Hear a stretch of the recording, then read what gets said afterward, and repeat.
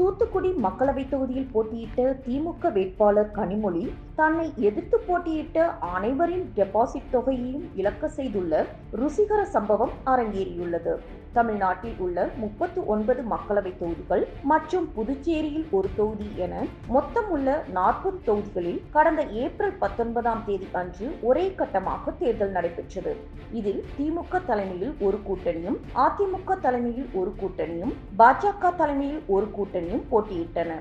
அதேபோன்று நாம் தமிழர் கட்சிக்கு விவசாய சின்னம் கிடைக்காத போதிலும் யாருடனும் கூட்டணி அமைக்காமல் தனித்து போட்டியிட்டது.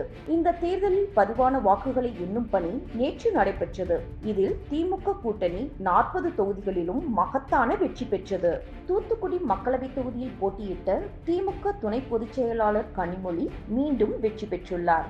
அவரை எதிர்த்து அதிமுகவின் சிவசாமி வேலுமணி, தமிழ் மாநில காங்கிரஸ் சார்பில் STR விஜயசீலன், நாம் தமிழர் கட்சி சார்பில் ரவுனா ரூத் ஜெனி உள்ளிட்ட 27 வேட்பாளர்களும் டெபாசிட்டை இழந்துள்ளனர்.